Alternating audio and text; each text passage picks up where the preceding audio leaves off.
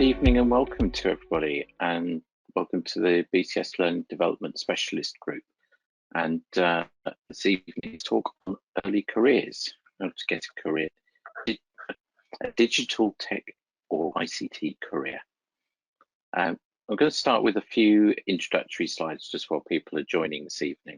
If you've been to an event before, you may have seen these previously, but please stick in there with us. But we will be along shortly with this evening's talk. Just a couple of reminders at the beginning. First of all, to say we are recording. There is a chat, the chat box. Please put questions into the chat box. We will be having a question and answer session at the end, and I'll be picking questions out from the Q&A. And we will make a start. So BCS Learning Development Specialist Group, it's a specialist group for those who are involved in the development, delivery or management of learning to IT and communications professionals and users. Hopefully somewhere in there you'll find something that aligns with either what you do or what you're interested in, but anyone that's interested in learning around the IT space, then hopefully you'll find this is a good home for your interests. Just a little background about where do we all come from. So across the Learning Development Specialist Group, about 18% of the group come from the IT end user skills training world. A similar number come from professional skills. So this is things like project management, service management, those types of disciplines. About 16% come from the technical training world, sort of product training and hands-on training. About the same from the university and education sector. And then about a third of the group are just generally interested in IT skills topics. So that gives you an idea where our backgrounds are. The group does have a web page on BCS website. Please take a look at it. The link is below. It's also being tweeted. And on that page, you'll see the latest updates as to what the group's doing, various events that we're organising, and what's coming up through the rest of the year. We also have all of our past events are recorded. The last 2 years of events are up on our YouTube channel. And if you find the BCS Learning Development Specialist Group playlist, then you'll find a whole archive of learning development related presentations that wide range of topics, from highly technical to general education, all sorts of things in there. So please take a look, and hopefully you'll find things there that will be interesting. We were involved in the development of a technical training and management book, which is a BCS publication, and you can get that from the BCS bookstore, either hard copy or an EPUB. And come back and mention this again in a few minutes, but very good book if you're involved in the delivery of training in your activities.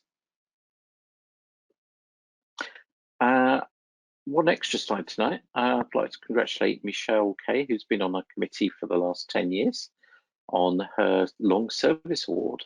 So thank you and congratulations, Michelle, for being on the committee for 10 years and helping us organise all these events, and very well deserved.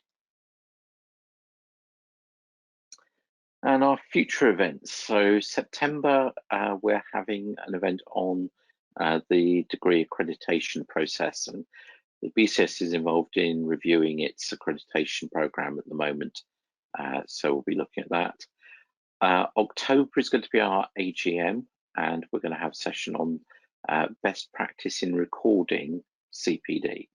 And if you've been to one of our CPD sessions before, they've been very popular events, so please come along and join us for that. And just mention the technical training book technical training management book that we put together jointly with SEDMA Europe, which is the IT Training Directors Network for hardware and software vendors. We're going to be joining in with the SEDMA conference in November, and we're still putting together the details of what that's going to be look like, but please join us in November. The sessions will be both in person and record and live streamed, so we'll provide more details nearer the time, but hopefully you'll find something there to join as well. And you'll see us, Michelle, I've just mentioned, is going to be tweeting tonight. We have a number of followers. We've issued a large number of tweets over the last few years. Please do follow us. It's where we post all the updates about events that are coming up. And if you're just interested in engaging with the group, then please follow us on Twitter and get involved in discussions. So with that, I'd like to introduce our speakers for tonight. So two of the committee members very much involved in early careers and career development. So Ken Gaines, who is our early careers executive representative from the Learning Development Specialist Group, and Ismini Vasilou, who is our diversity and inclusion officer for the committee. And the two of them do a whole range of things in the career development space. So I'm going to introduce the two of them and hand over to them and let them introduce themselves and look forward to the talk tonight. So with that, I would like to pass over to you, Ken, to start this evening's session. Thank you.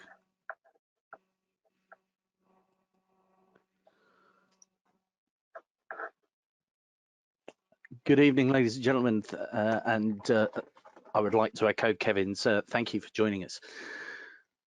The world is turning more digital. I think it's been driven faster by what we've seen in the pandemic, and that raises a number of issues.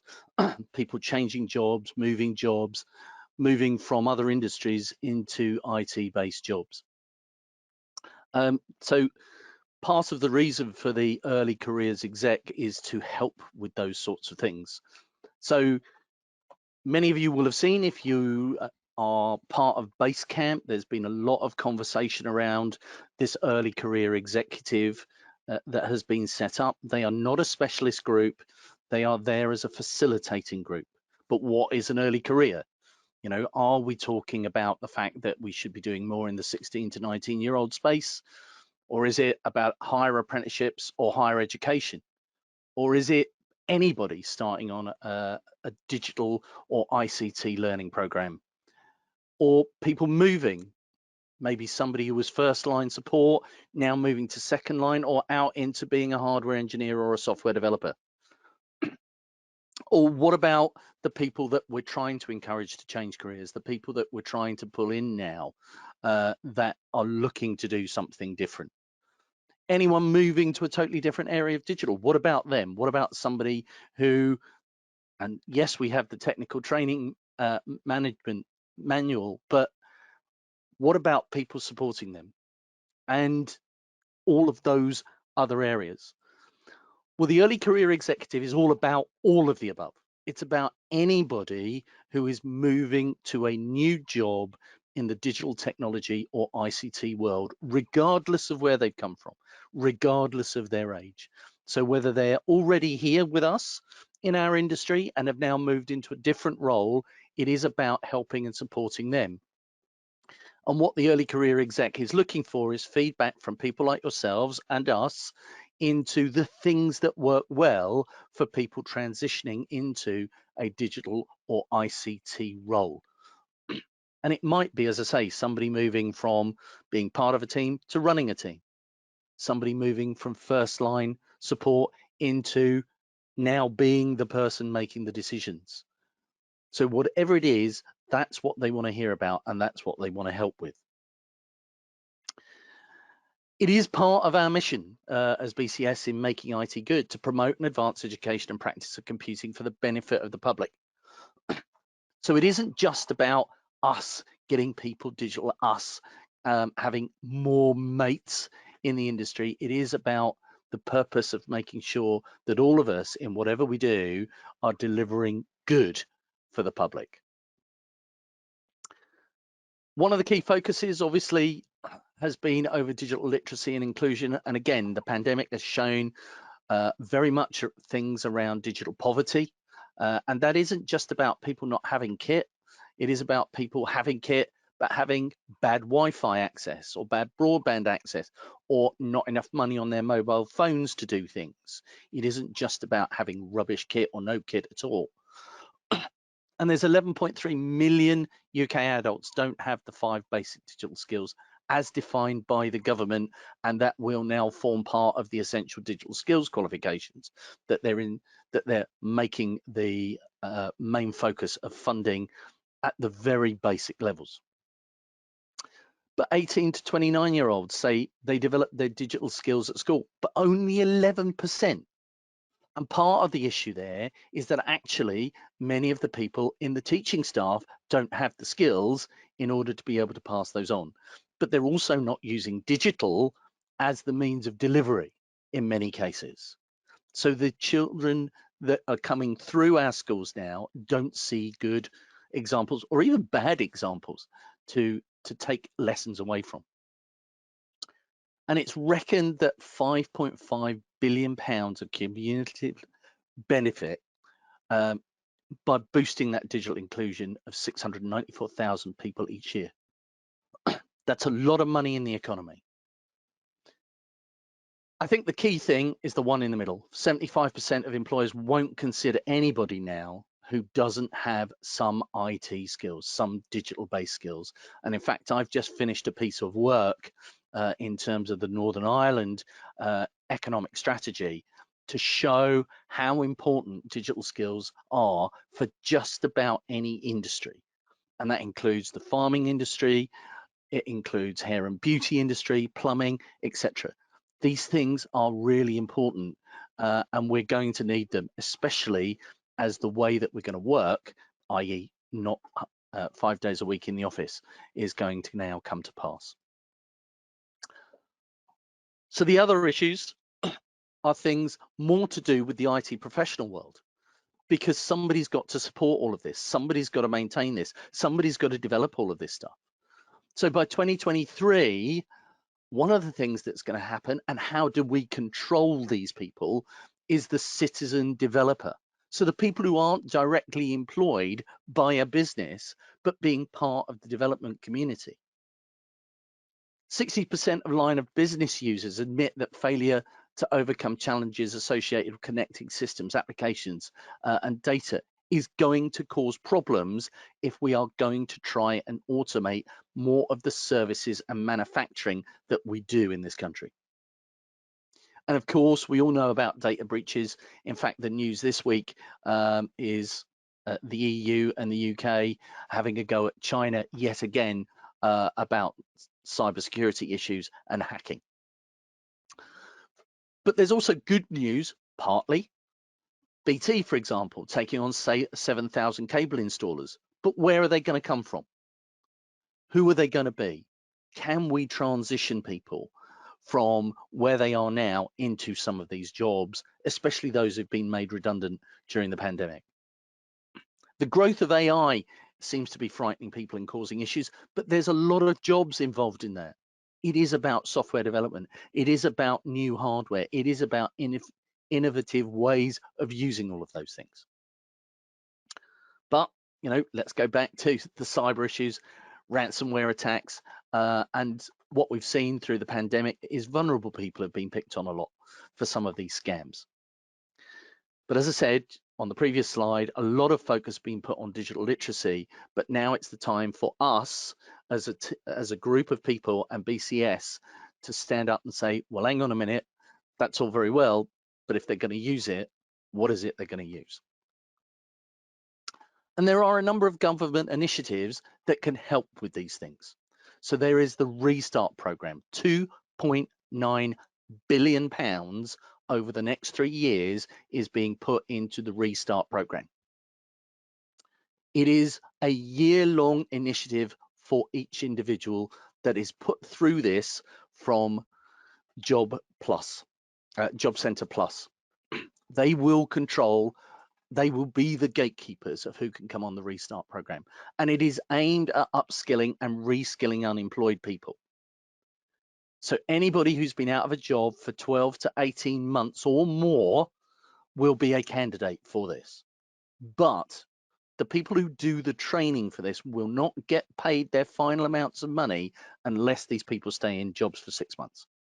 So why should that matter to you? It should matter to you because actually you could help these people get onto these programs. You could help people by offering them internships or works experience within your organizations. And that sort of moves on to the adult education budget. So again, it is aimed at people who are on low incomes or universal credit. And the adult education budget can be used for things called traineeships. And a traineeship includes, again, some works experience. And this is where we as an organization and we as employers can help bring people through. Contacting your local private training provider or your local colleges to find out if they have adult education budget and how you can help will help pull these people through. Now, if you want money in your pocket, of course, we all like that, then there are apprenticeship incentives as well. An employer who takes on an apprentice can receive £3,000, and that's an apprentice of any age. And I'll say that again, of any age. So if you've got somebody who's been working on frontline support for a long while, but would love to become a network engineer, why not put them on an apprenticeship? But there are other things that can be done. Lifetime skills guarantee and the level 3 adult offer. So if you have people in your organization who do not have a level 3 qualification, so that's sort of a level type qualification, then again, they can go back and they can do retraining without costing a fortune. There are also some other weird and wonderful new adult offers out there, as well as what is being done in the mayoral combined authority areas who have their own monies that have been given to them. And they can determine what they do with that and where they push that money. So for example, in Manchester, they have done pushes around the digital and ICT world, for example. Just going back to Restart and showing you the sort of thing that is possible. Now, on a previous webinar, we talked about the step into digital technologies, so I'm not going to spend too much time on that, but this is how a typical year for somebody might work out. So this young lady has come from a customer service background in retail, found herself being made redundant because the organization she worked for put most of their business online, closed virtually all of their department stores, don't need her actually at the retail outlets. Following initial diagnostics, she's decided that digital is the way she wants to go, but she doesn't know what it's about. So the step into digital technologies, it's not a training program, it's a program designed to give her the information of what she'll need to take on a role within the digital world. But she can go through that and understand where she needs to be. Part of the program is also around, and part of the 2.9 billion funding is also about helping people with housing, with debt management, with mental health issues if they've got those, even addiction issues, but also employability issues as well. So things like getting CVs up to date, getting prepared for interviews, all of those sorts of things. If she needs digital skills, those could be paid for. You know, she might need to do things like what is called here collaborative technologies, which could be about transitioning for, say, using Zoom to using Teams in the workplace. All of these things are possible. Employer engagement is the key. That's where we as a group of people can help out here. And then she could go on to do this City and Guilds level 2 certificate in ICT system support, so she gets that good, clean understanding and the basic underpinning knowledge and skills to work in our industry. And that would be funded by that AEB money I mentioned. Because she was a team leader, then she's not got anything to prove that, so she could do an ILM qualification as well, again funded by AEB. And then, having now got to grips with what it means to be part of our community, she's decided to go into the digital support technician apprenticeship, and the employer that she's had her internship, her works experience with, has been happy to take her on for that next 12 to 18 months to get her through that. So that's the sort of thing that we can get involved with, and we should be getting involved with, to help people be part not just of our community, but contribute to our community in a meaningful way, and take them from areas where they probably won't get a job anymore. And if you want to know more about all of these things, then here is a whole load of URLs for you to have a look at. So the Step into Digital Technologies, it is still free at the moment. So if you want to have a go and find out what it is you should be doing, then please follow that. If you want to find out more about what is behind the funding for adult skills and Restart, please have a look at these pages. If you want to know more about what can be done and what is being done around digital poverty, the people who are looking to help with upskilling, the people who are looking to put hardware into the space to help people, then again, we've got that as well. And of course, the point that I'm trying to make here, it is about reskilling after COVID. It is about getting people, but also transitioning people that are in jobs in our world at the moment to higher jobs, better jobs. And the last one there is some bursary money available as well. So please take a look at those. And if you want to know one of the places where you can get started, that's where my colleague Ismini comes in with the Institutes of Technology. Thank you, Ken.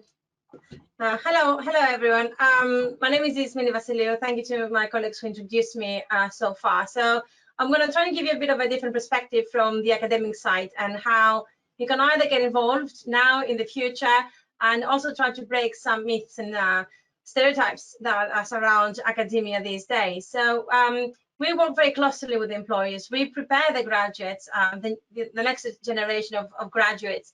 We work very closely with the colleges, with the apprenticeships. We try to create the pipeline, understand the pipeline, how the students come into education, what they're trying to achieve.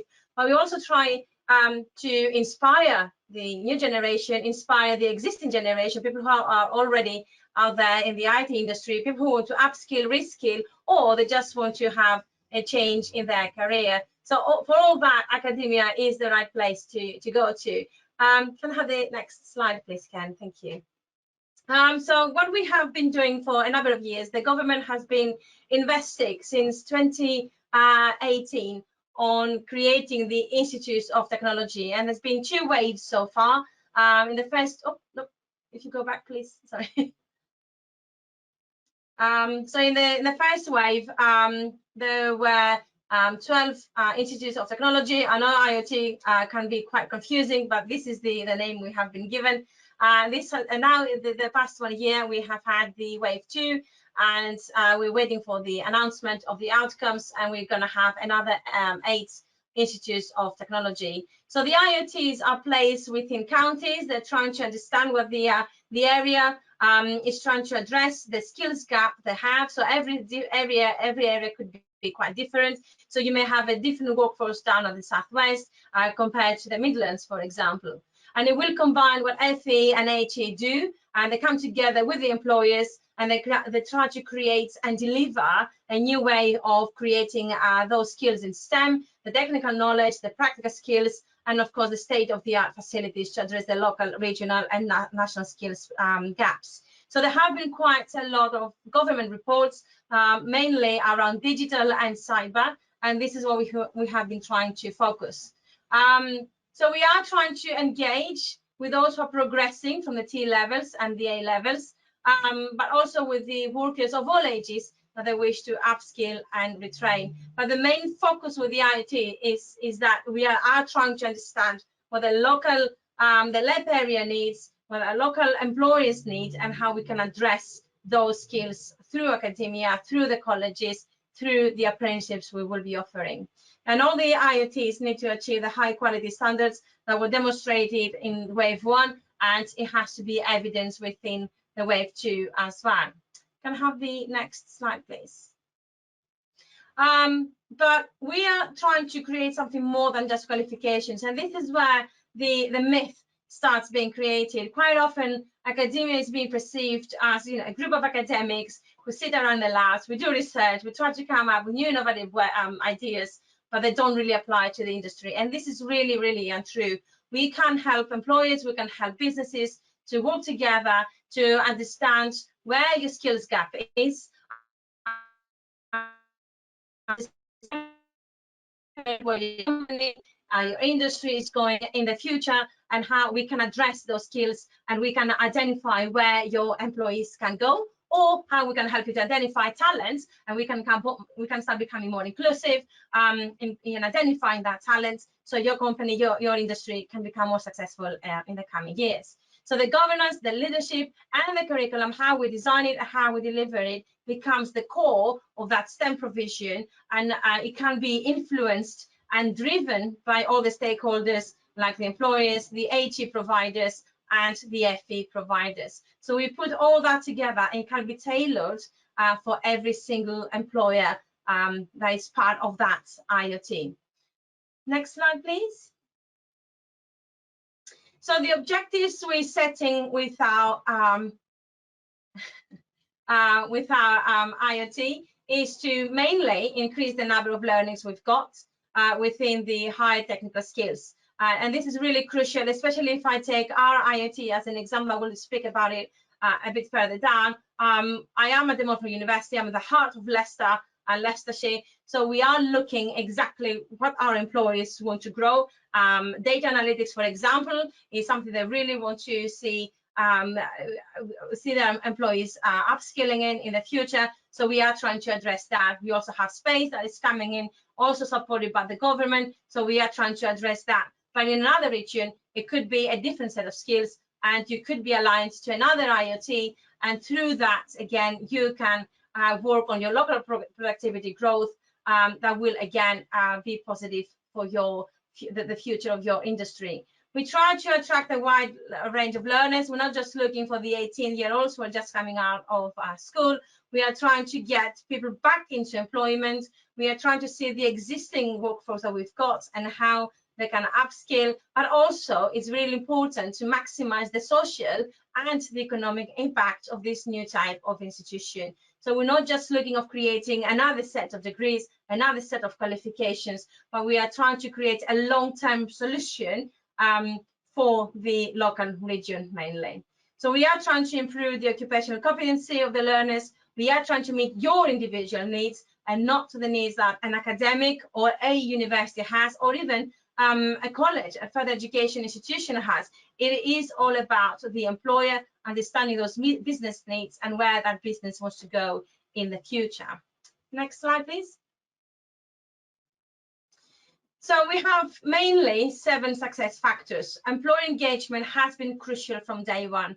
So this is my second IoT, and for this IoT, I actually led it for the Montfort University, and it was really crucial from day one that we engage with the employees. Unless we understand what the employees need, the region, where the region goes, the impact of COVID has been, again, very important to take into account, because as Ken said, it really changed the landscape and it has accelerated how we do things. We used to say even before the pandemic, I have enough for that, for every solution, for every problem we had, but now everything has shifted and moved so rapidly that we do need to look into what digital means for the employers. And then for the academic side, we are start looking how that design and delivery of the curriculum meets the employer needs and how we need to change. So there's changes across all stakeholders. Academia does not stay the same.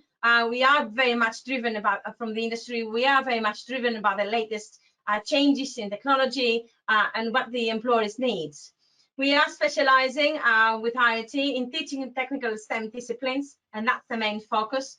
And we are starting from level 4 and above, and we are trying to create a technical pathway, educational pathway, so we can have high wage employment. However, having said that, it doesn't mean that we forget about T levels, we forget about what comes before level 4. And again, that's why it's really crucial, it's really important we get so many stakeholders involved, because we have to create that pipeline. You cannot create a level 4 in any STEM discipline unless you understand how that pipeline operates and how you can maximize your talents within that. We are offering high quality industry relevant teaching. So no matter what we do in our teaching, we always have employees coming in. We have so many projects, whether it's a research project, where it's a knowledge transfer project. The employees quite often are involved in what we do. So I can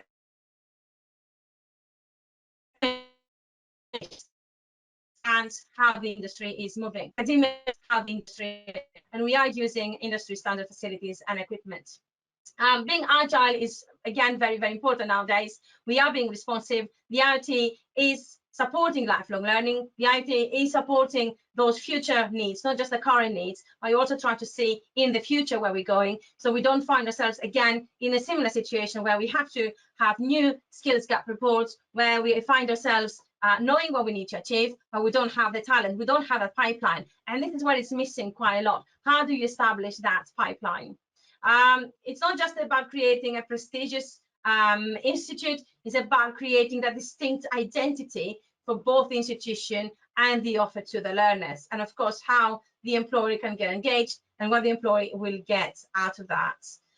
We work collaboratively to harness the assets. We use a lot of resources and expertise from our employers. We have had big companies being part of the IoT, and of course the FE that have I don't know how many years of experience in leading apprenticeships, because it's far newer for the HE providers. By putting all those stakeholders together, we are creating an IoT that will be financially viable, resilient, and of course credible above all. Next slide, please. So this is how the Leicester and Leicestershire IoT model looks like. You will see that we have some core employers, big employers like the Airbus and the IBM. The focus was digital, space, and engineering. So we had Reaction Engine and we had WSP. And then in terms of HE partners is the Montfort University and the University of Leicester. And in terms of the FE partners, we have the SME Group and Leicester College. What you will see on the right-hand side is a box that is called Outreach, and that has played a fantastic role and very important role, because I talked before about, and Ken spoke about it as well, about identifying that talent, about providing those equal opportunities.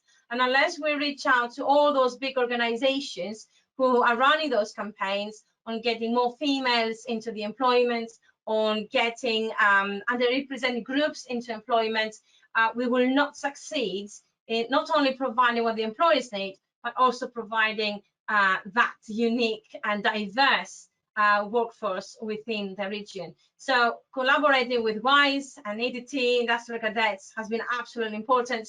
They're running UK-wide campaigns.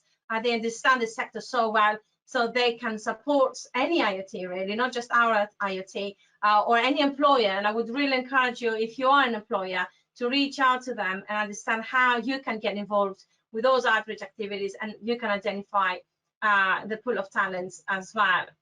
Understanding the lab area, the data, the skill shortage, understanding what we need in the region has also been really, really important.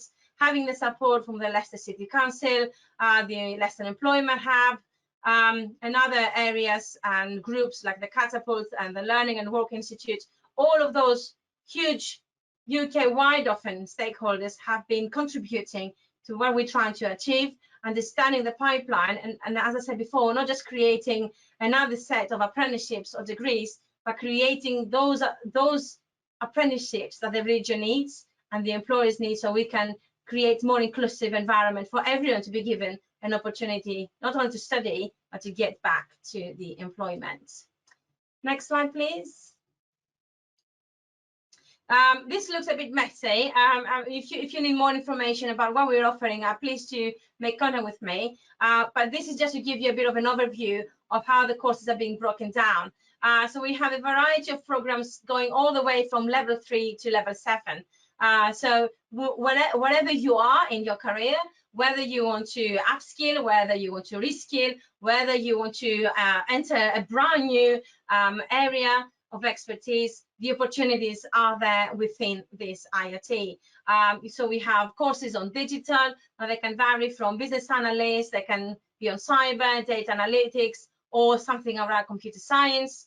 Then we can have courses on engineering that again can combine the computer science elements like the cyber and space. So it can start becoming more than just becoming an expertise in one area, but looking ahead, how does this discipline look in the future, and how can we create a degree, an apprenticeship, an offer, an opportunity, whatever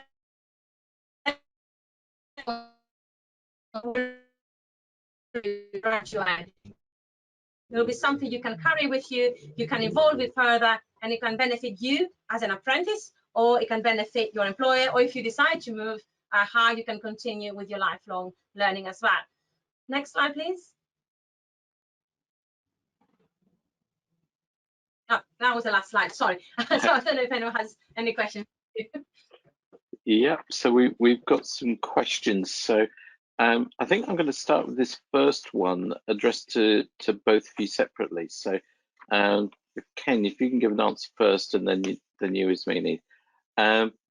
So you've got somebody who is already going through a program with a college. How do you help people who are already going through programs who now want to get a job to actually find those jobs? Because so I think, Ken, a lot of what you've talked about is getting people attracted to digital as an industry. How do you get them to that point where they're actually being given a real job? Well, it depends what sort of program they're going through. I mean, if they're on an apprenticeship, then actually an apprenticeship is a job where somebody is being trained. It isn't a training program whereby they should have to go and find a job. And that is a very key distinction that a number of organizations don't always make. So if they're on an apprenticeship, then it's keeping them in the job for which they're doing the apprenticeship for. That's the first thing. In terms of finding other jobs, then it is you know, really working with the local college or the private training provider, whoever it is that's delivering the programs, to look at what is happening in the local community, what is needed in the local community, helping prepare that person, get that CV right, helping find the jobs and showing them how to search for the right jobs and things of that nature. But also the other key thing is they need interview practice, they need support, they need mentoring around where they should be aiming and where they should be focusing based on the skills that they're obtaining. And they may not be successful the first time round, so it's being there as well after that first application, in going through with them what happened and supporting them. Because while some employers who take interviews will say, well, we'd be prepared to give you feedback and stuff, it doesn't always happen. And that's the key thing, is making sure that the people are supported. And as you've seen with the IoTs, then they are part of their remit. It is incumbent on them to try and get jobs. And in fact, anybody taking people on in terms of training, you know, they should be looking at what is the outcome that the person wants and helping direct them into those. But as I say, we as BCS, we as employers can help with that by letting our local colleges, our local universities, our local private training providers knowing what we are prepared to do. Might be an internship, might be part of a traineeship, works experience, etc. But you know, that's a great way of interviewing somebody to find out if they fit for you. Great, thank you. Ismini, and on the IoT side, I assume everyone that comes to an IoT gets a job at the end of it. Yes, so I can break it down into two parts. So from the university perspective, we've got a lot of experience on career development. It's part of our curriculum anyway. So we are working with employees. The students are encouraged to go for placements anyway. So industrial experience is part of what we do, is core of our practice. So moving to the IoTs and the apprenticeships we offer, one thing we try to do with the employers is not only to help them to identify the skills gap that they've got, but also how they can get an apprentice that can experience the overall picture of the organization, and they don't just get stuck on one job. So quite often you will see an apprentice moving around in different posts within the employer. Even if it's an SME, it is still possible to be given different projects. And this is where the beauty of the IoT is, where you bring the total element alongside the employer needs, the employer-led curriculum, and when the apprentice graduates, they can either stay with the same employer or they have the skills they need to move to another company as well. But this is embedded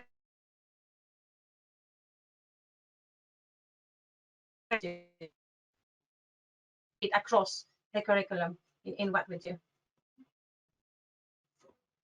Great, thank you.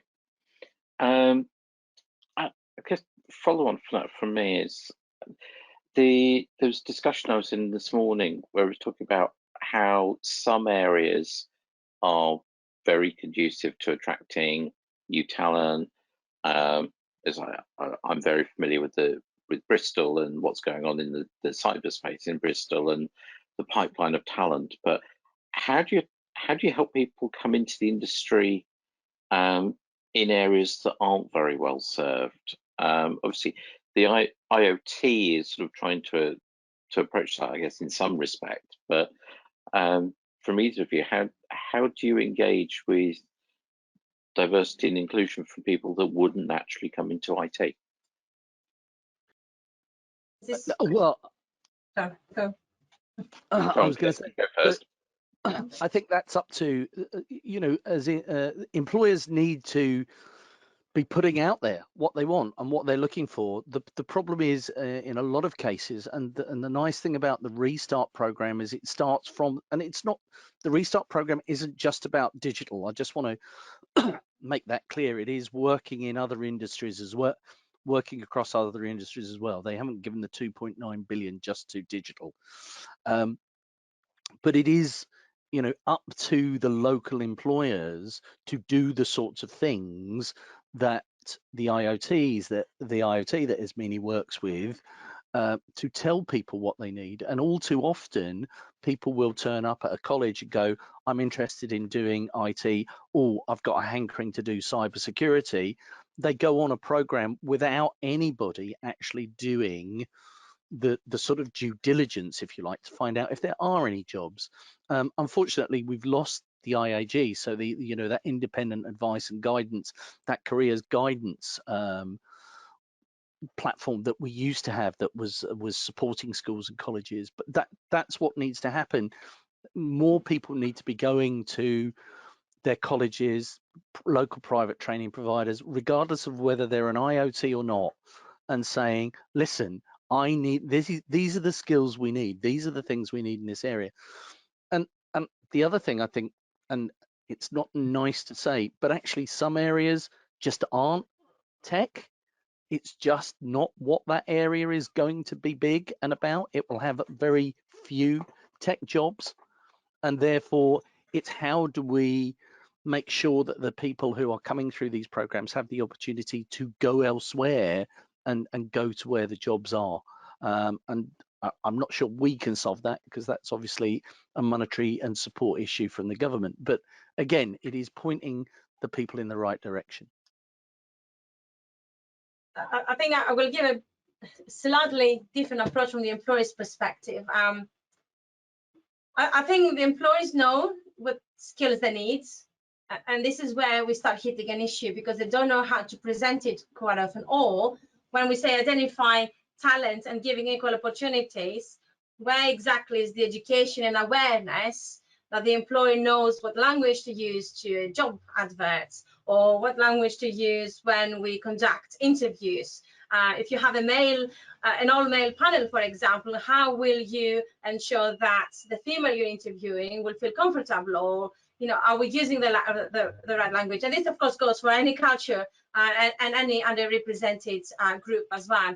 So I think before we start asking everyone to go and we tell them this is the area you've got to go and study, we first need to start with the employees. We first need to understand where they're coming from, the culture and the environment they're working in, and then start identifying the pool of talents.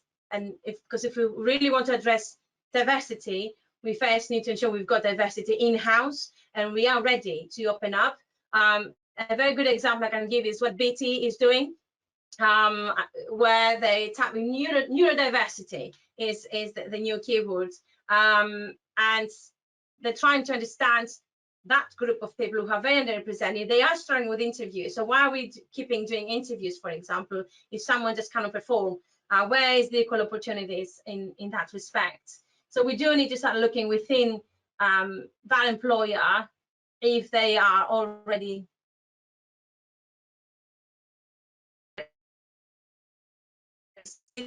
before we start aware of where it is, before we start assigning and suggesting to an apprentice, this is an area you should go to. We need to ensure that we've got that awareness and education in-house as well. Thank you. Okay, thank you. I've got a couple of questions coming in. So this is an interesting one from Christopher. Do you have any evidence that employers know what skills they need? Particularly in SMEs, employers are busy doing the day job, not scanning the horizon for skills that might be useful for them. So, Ismini, do you want to take that first? That's a fantastic question, and yes, we find I think we're dealing with those things on daily basis. I think this is where the IoT can help out. Once you engage with an IoT, you can go through that reflective process to understand where your organization is and where you want to take your organization. Because quite often you don't have the time and space to think about the future. You just want to do the job today. You just want to have the outcomes and the products ready for your clients, your end users, whatever you're doing. But engaging with an IoT is an opportunity to understand where you are as an employer, and then whether it's an FE, an HE, or other employers, quite often, they can support you in identifying and scanning that horizon, understanding what the needs are, and as Ken was saying, how we can identify that talent as well. So it's a series of things that we can do, because quite often as an SME, you can feel isolated as well. You don't know where to reach out. But the IoT is basically dealing with all that, and it can provide the support that you need. Right, thank you. Ken? Yeah, I mean, I totally agree with you. I don't think it's just restricted to SMEs, to be honest. I think even large companies sometimes don't have the scanning of the horizon. But for an SME, they will know what things are slowing them down now. And it's actually getting somebody on board to do those things for them today, as opposed to, well, what am I going to need in the future? Because if you've got somebody, so if you as a manager in an SME are doing all the things around marketing, and you're trying to handle the social media, and you're trying to handle the website and all of those things, then that's taking up a lot of your time when you could be concentrating on, well, what is our strategy going to be for the next 3 years? Getting somebody in to do that day job, the bit now, is the thing that you will know you need.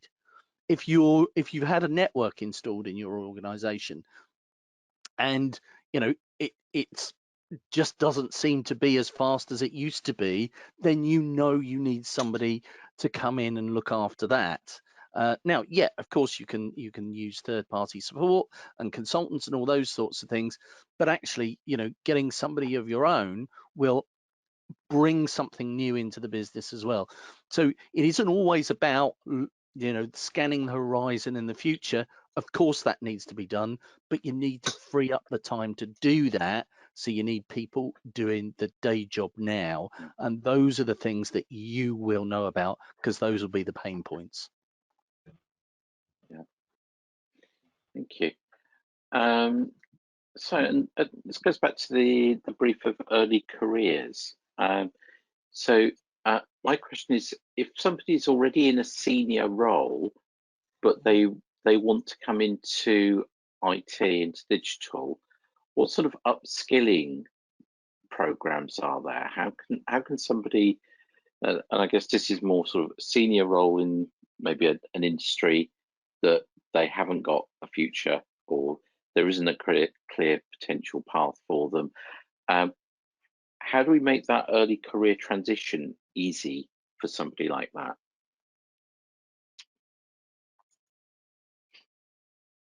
So if they're in a senior role but now want to be a manager of an IT team, then quite clearly they're going to have to get some idea of what that means and the sort of team that they're going to be involved in. But the key thing here is, if you are a manager, then your job is managing people. It isn't about managing the hardware. It isn't about managing the software. It is about managing the people that do that. So really what they need is they need to learn the language. So coming from, personally, I came from a training background, went to work for a bank, have worked for a firm selling products to solicitors, all of whom have totally different language.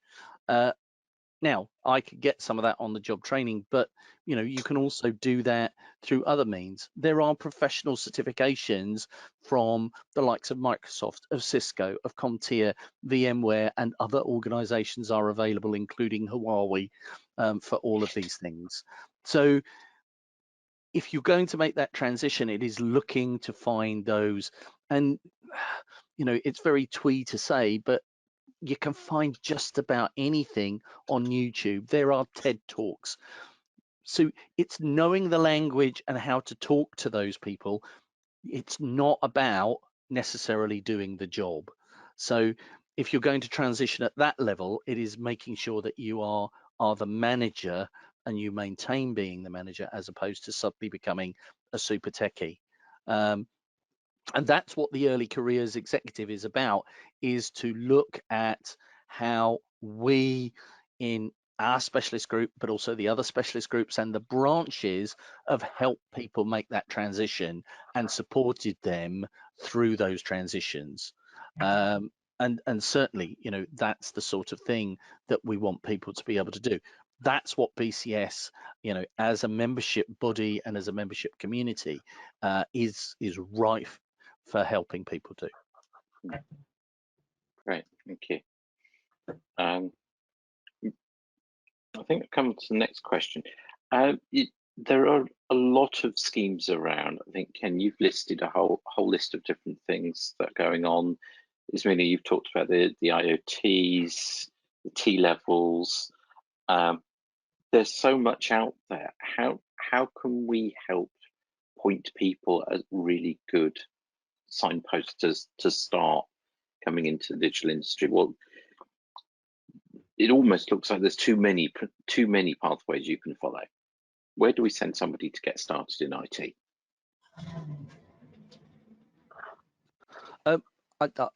I suppose the first thing is, what part of IT do they want to come into?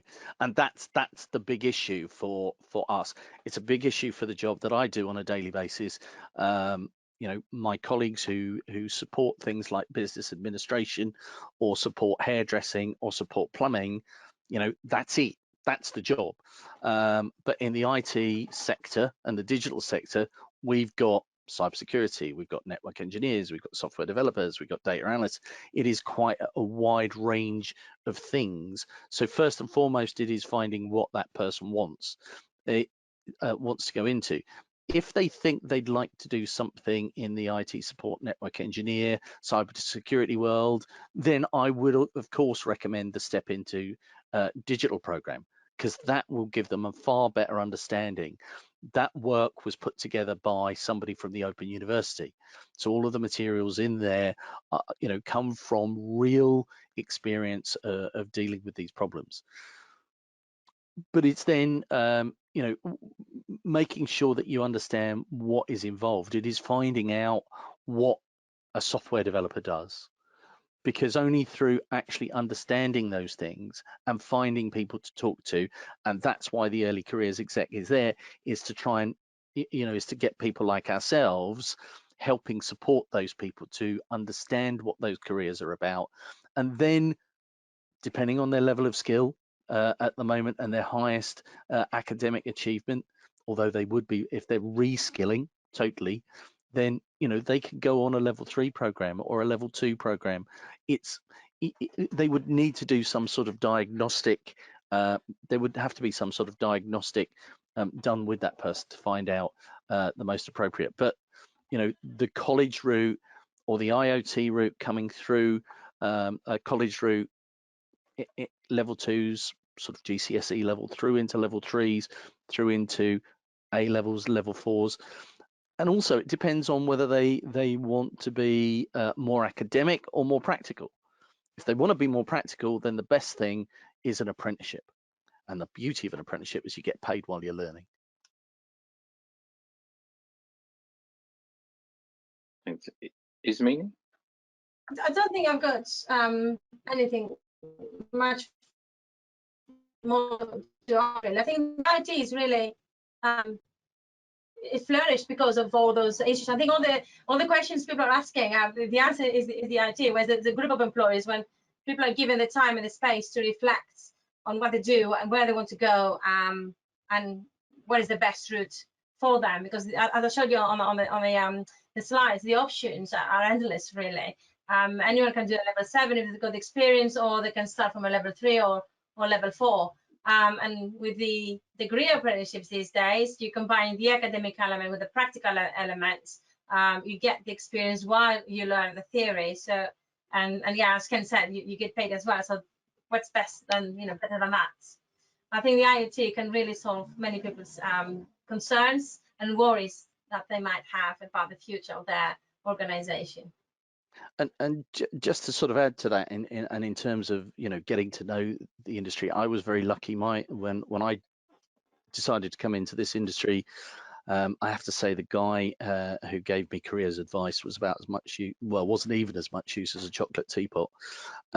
He knew nothing really, but fortunately, one of my teachers, her brother, was in the IT world, so I managed to, dates me a bit, managed to get an interview with ICL and go and talk to them and see round their place. Fortunately, the girl I was going out with, her mother was a software analyst and her father was a business analyst. So I was lucky to have those people around me to talk to about what was involved in the IT world. And as I say, that's what the early career executive is trying to do for those people who don't fall, you know, on their feet and have that stroke of luck to know people. Great, thank you.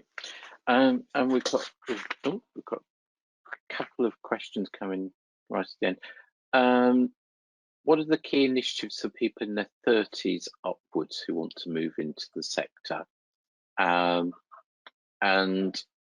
also in terms of helping some unemployed people into development, with the local college not having an effective digital provision, how can I best help them to get to the level of looking at apprenticeships? So how do you help the local college, and how do you help somebody in their 30s? That's all right, Google can, sorry. Sorry. So, I mean, if they're in their 30s, I mean, if they don't have a level 3, there is adult education, there is adult skills funding to help them and help them swap that career to get up to that level and move into those things. I mean, that could be, it doesn't have to be a college. There are private training providers out there. There are IoTs spread across the country, as Ismene has already alluded to.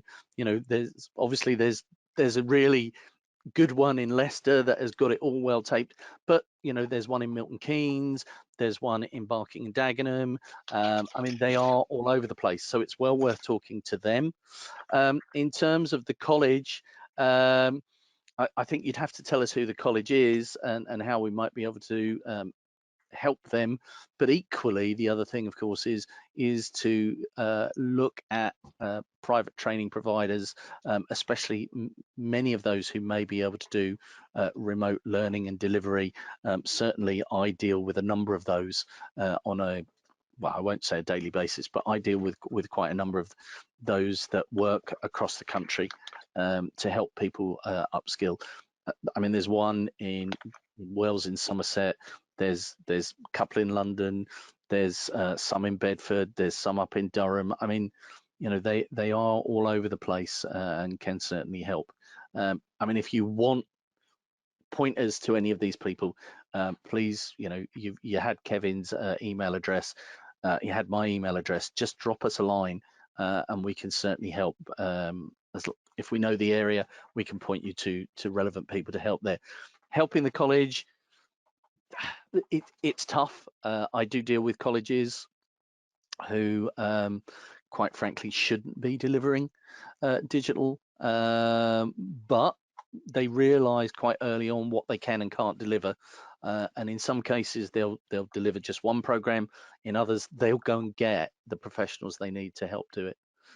So more than happy to help point you in the direction of somebody that can help you. Thanks. Our final question for tonight, we're at the end of the hour, and maybe I'll throw this one in your direction, Ismini.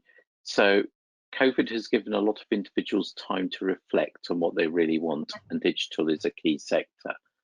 What is available that is not an education route?